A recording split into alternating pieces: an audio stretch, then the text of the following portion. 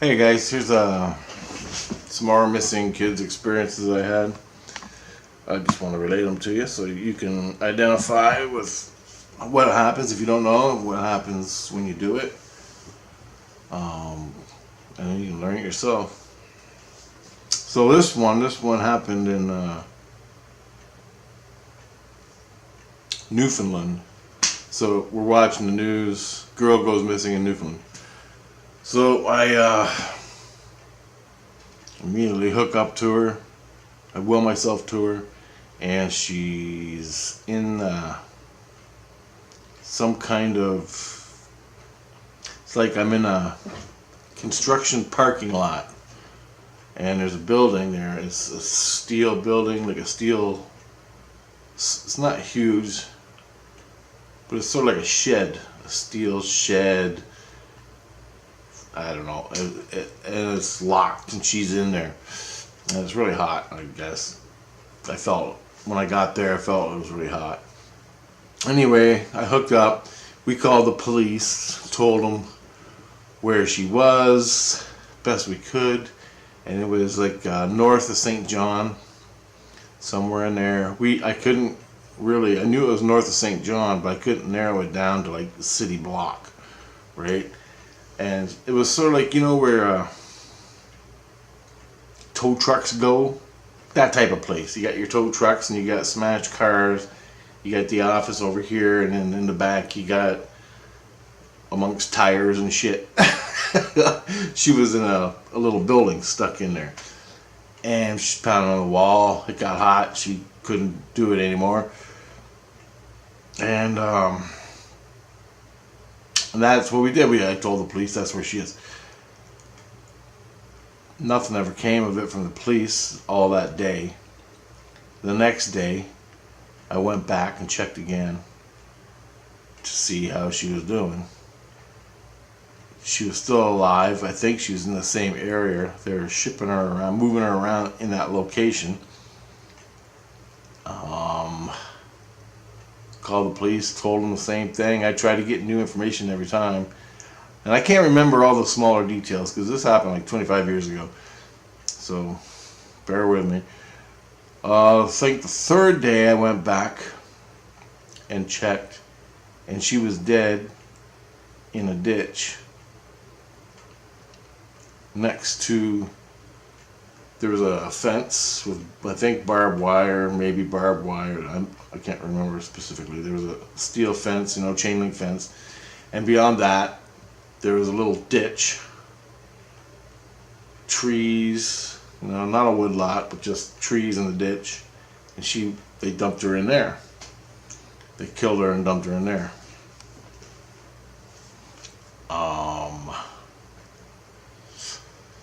That's what I saw. I knew she was dead, and I don't know how long later we got an update in the news that she was found dead in that ditch, and the guys that worked, or one of the guy, I can't remember, one of the guys that worked at this towing company, sort of junkyard or whatever the hell it was, I can't remember specifically, abducted her, put her there because it was isolated and out of the way. He raped her a bunch of times, and eventually she died somehow. I don't know how she died. I never did see that. I just saw her dead, and he didn't know what to do. He sort of freaked out, so he just basically threw her in the ditch over there. Somebody found her, and that was that. If I had any contribution to it, I don't know. The police never called me back to find out, but I was accurate, dead on accurate. My buddy was writing everything down that I said. We tried to find it on maps and stuff. We didn't have the internet back then, and the internet was out, but there wasn't all Google. High-tech Google Earth search stuff. We didn't have any of that. We didn't even have a computer. So we did the best we could with maps and stuff. Told the police. They went there and looked. As far as I know, that's what they said. They knew the location, so I don't know. Everywhere I went, the cop said he knew the location. Everywhere. I went like 50 times to different locations to look for missing people. And every one of them said, yeah, I'm here. I know what I'm looking at. You're describing it exactly. You're freaking the hell out of me. So that's the cop. So they went there. They checked around. They couldn't find nothing.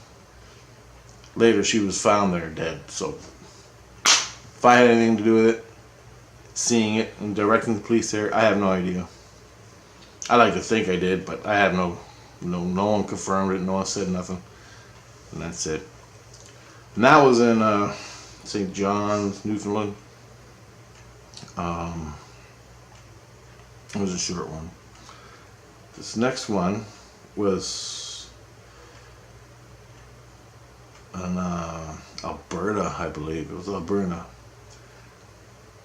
I think it was some kind of river. I can't remember the river. But anyway, she went missing. I hook up to her. And they had her in the junkyard. But a river. I hook up to her. I will myself to her. She was stuck underground in a little, she was in a junkyard. It was underground. They put her underground in a junkyard. They built, literally, I think these guys built a little bunker underneath the ground, 8 by 8, something like that, and stuck her in there. And so I went there, and she was there the whole time. I called the police. Well, not I, but my buddy. He called the police. They went there. They knew exactly. He goes, yeah, I'm there. We're here, right beside the river. Here's the junkyard. How do you know? I go, I've never been there before. I don't even know this place. This is in the middle of nowhere, Alberta. Some one of them little towns.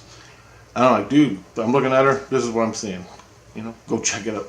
And I go, she's back in there. She's back in the junkyard somewhere, alongside this river in the junkyard. And so they went and looked, and never found her. And I'm like, she's buried underneath. She's in a little bunker or a root cellar. But there's a bunch of tires and junk cars and stuff like that. And then the further back you go in the junkyard, the more trees were getting sparse. I was getting trees were back there. Anyway, they couldn't find her. And they wanted me to tell more. I can't tell more. I'm in the middle of Alberta, in a little town. There's a highway, there's a bridge, there's a river, and there's a junkyard. So it's junkyard, river, and she is right there, right? What more can I say? Go do the work, get out there, get some dogs or something. And again, I called him back. I kept checking day after day after day. I don't know, 3 or 4 days later, she was dead. They wrapped her in a plastic garbage bag, a bunch of plastic garbage bags. They wrapped her dead body in plastic garbage bags. They dug a big hole outside the construction site, alongside the river, and they dug it down pretty deep, and they buried her there. And that's where she was. I saw that. I didn't actually see them kill her or anything like that, or how she died, but I saw she was wrapped. The next time I hooked up to her, she was dead, wrapped, and buried in the ground. So, and the police went to the spot. The police went to the, what do you do, right? What can you do? I don't know. Okay, that's another one. This next one was outside Central Ontario, somewhere between London and Toronto. I can't remember the place, but it was a army guy went missing. He wasn't an army. He was like what are those kids that just get in the army and they're starting out?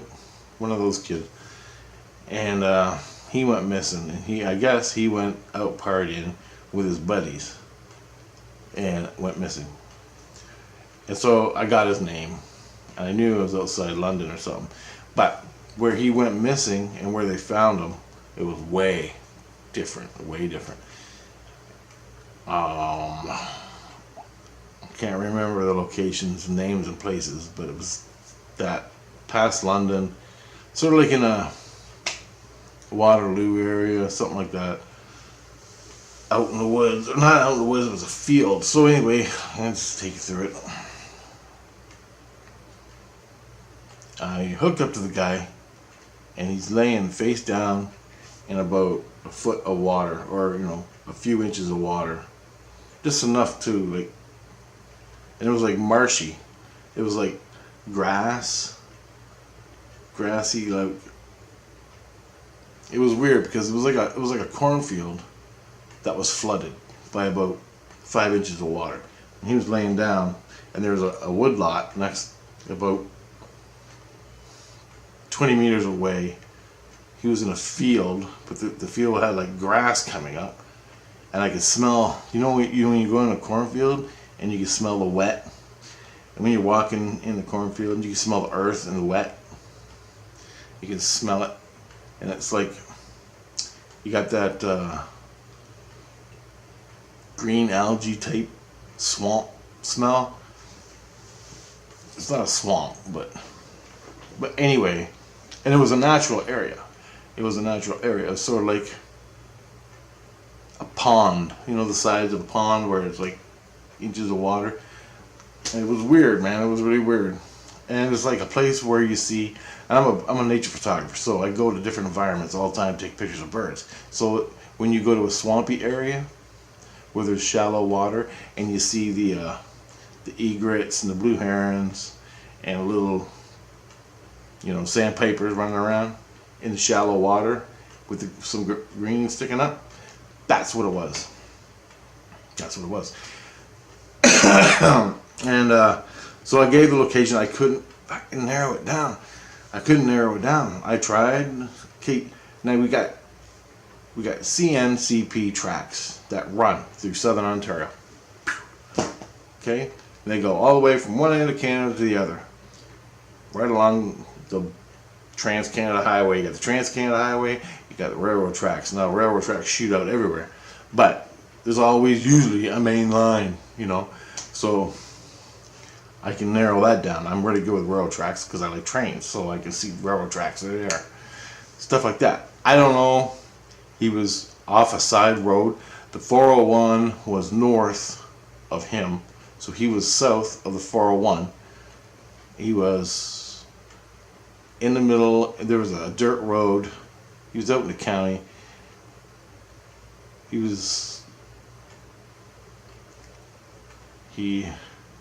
Whoever dumped him off knew that you go down the dirt road, you're in the middle of nowhere.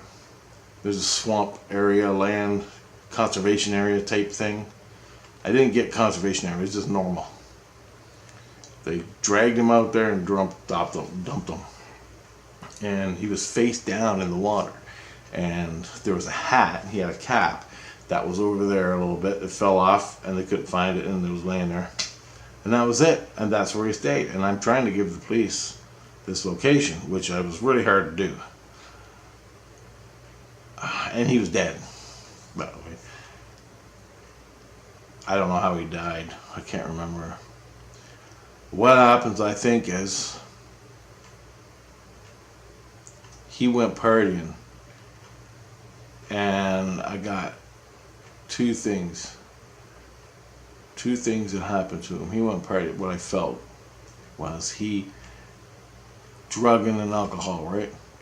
And either he died that way, or it was one of those initiation things they do, where they beat the hell out of you in the army or cadets or whatever. They beat the hell out of you. Something went wrong and they fucked up, and I felt that, like, that's what they did. One of those two things, or a combination of both, where he was drunk, high. They did the initiation thing in their little group, and shit went wrong real quick. He ended up dead. They threw him in a car and drove him fucking 50 miles.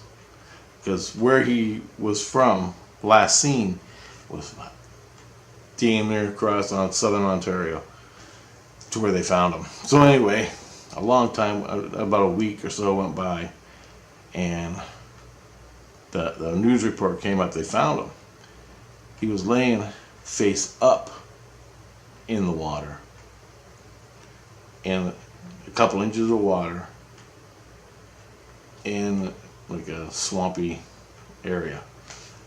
And my buddy, he flipped exactly as I said, and it was near a woodlot off a dirt road.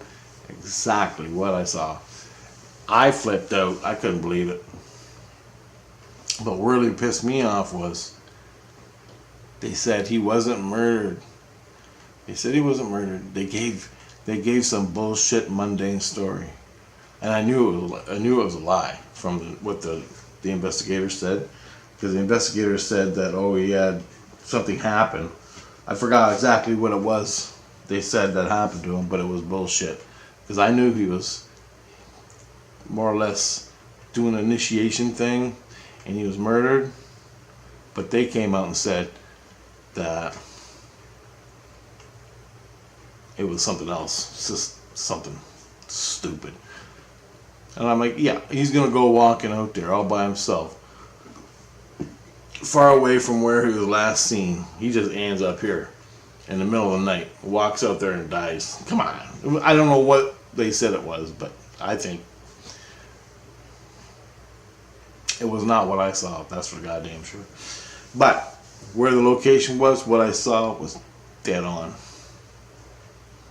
All the confusion came in from the police report, because I knew the police report. They were either lying, because they did the investigation on how he died, which was a lie from what I saw, what I felt happened to him from his experience. Now, I felt it, doesn't mean it happened, but I go with my gut instincts. I don't care. And he was partying, getting drunk. You know, guys get together wherever he was. They were pounding back JD, all that, smoking pot. And then girl comes in the room. You got 20 alpha males, and they all start going nuts, right? Over the girl. Something like that happened, that type of thing. And then one punch, two punch, beer ball over the head, whatever. He has a heart attack, gets punched in the heart and dies. Who knows? It happens all the time. There's hockey players that get hit with a puck in the chest and drop, and they don't even have a bruise. So it happens. They freaked out, threw him in the trunk, drove his ass out the middle of nowhere and dumped him. And I could feel the panic of all the other people that were with him. Like the panic, the secrecy, the shut up, don't fucking say nothing. I felt it. I felt the hush hush from all the other people that dumped him there. Then it comes back, some bullshit story. I don't know. I don't know what the story was. I can't remember, but it was bullshit. And that happened in Southern Ontario, like past London, out that way, closer to Toronto, Niagara Falls, somewhere out there. So that was that one. I got 10 minutes left. Okay, this is an Oriental girl in roughly the same area, out that way, Hamilton area, somewhere out there. Now, Mississauga, that she went missing. I remote viewed her. Other Chinese gang, some guy in a Chinese gang. Well, no, forget the gang. She just went missing. So I hook up to her, and she's in a house. And she's overlooking a park or a river. And I told the police, this is where she is. She's being held hostage, and she's being raped and all this stuff in this house. And she stayed there, and they kept moving her around to different safe houses or whatever, gang houses. To me, they were gang members, okay? And maybe I didn't know it was a gang. Yeah, it's got to be a gang, right? So they kept moving her around. They abducted her. One guy liked her a lot, so he just said, well, I like her, I'm taking her. And that was the way he was, and that's what he did. That's what I felt. And they kept moving her from house to house every time I went there. So they kept her alive for like a month, keeping her, and they're moving her around all the time. Now, I didn't know if it was like child trafficking or they're waiting for their overseas contact to come so they could throw her in the shipping container and take her away. I didn't know that, but I'm suspecting that. But I think they just wanted her as a sex slave or a prostitute, and they're, you know, giving her drugs and turning her into a prostitute. I had the feeling of that, but I also had the feeling of trafficking, like going overseas, taking people overseas and selling them to rich people.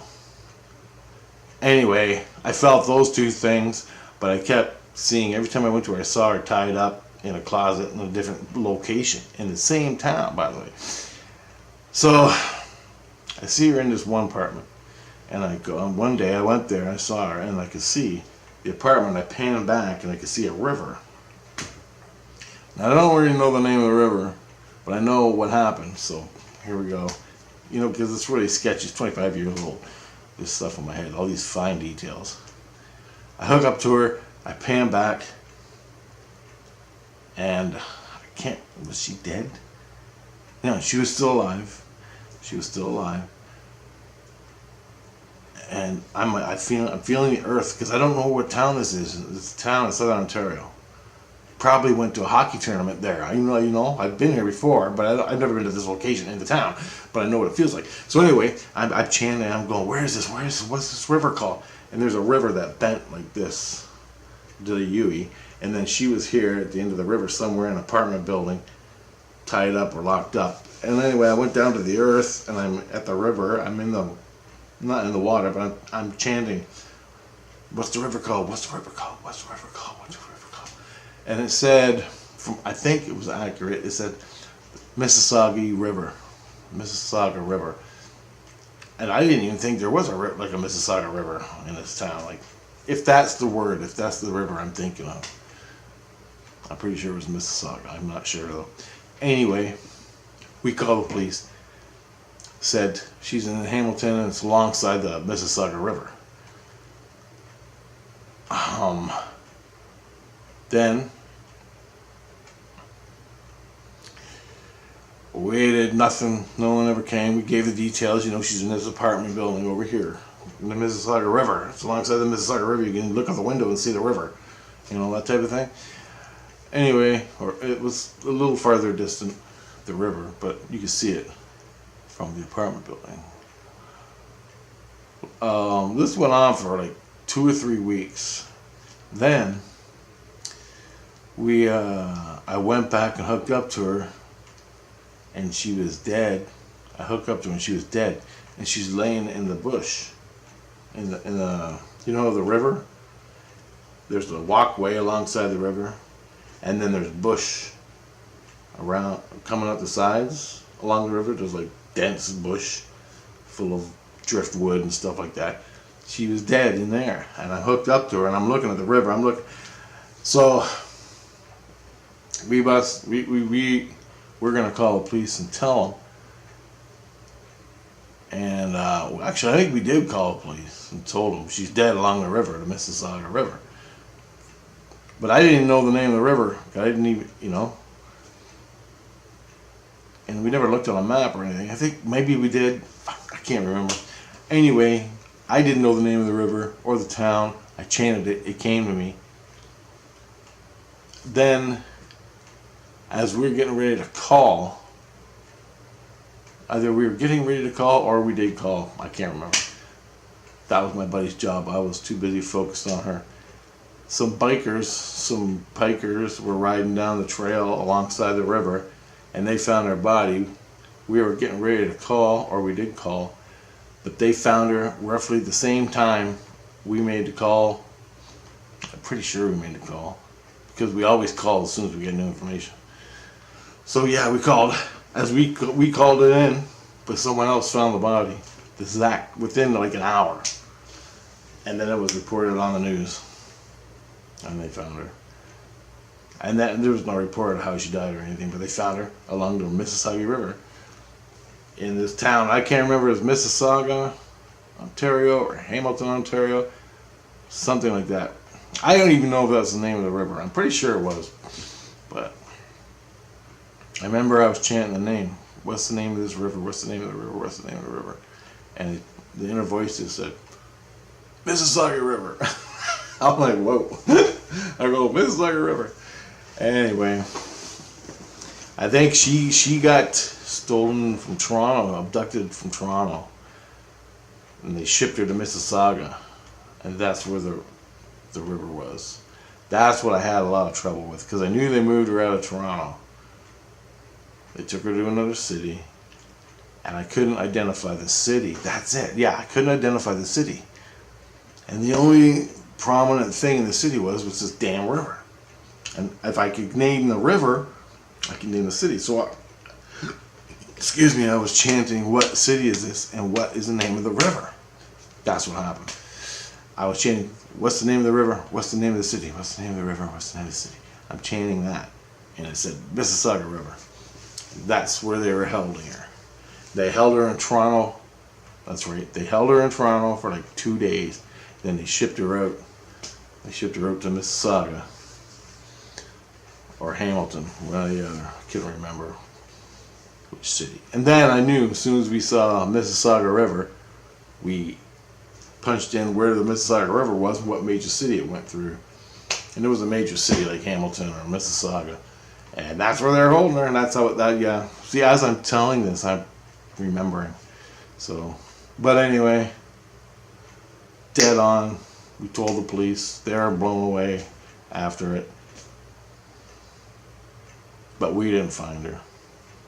But we were throwing out the information as best we could. It was just a little time thing, down to like an hour. Because she died like that night. As the sun came up, they found her. 2 bikers riding their bikes found her. And then I had a remote view at the same time. Because we get up and we go to the coffee shop for like 8 o'clock. And we go, whoop. And then my buddy, he'd go, let's start doing updates. And he'd write down new stuff. And then he'd get on the cell phone, call it in if I got anything new. And that's what happened. Sorry I'm kind of sketchy all over this, because this is a long time ago and a lot of details I can't really remember. But that's what happened. And yeah, I think she might have OD'd. They were pumping her for all heroin or something. You know. So she becomes dependent on the drugs, and then she has to go out and earn her money, give it to the drug dealers. And it was a gang. They said that it was a gang of Oriental people. Whatever. Anyway, another failure, but I was dead on. I saw her laying alongside the river. I got the name. I chanted the name of the river because I couldn't figure out the location, and my spirit gave me the name of the river. Now, how I got that was I went down to the earth. I reached into the earth, and I felt the earth. I covered myself in mud. Become the earth.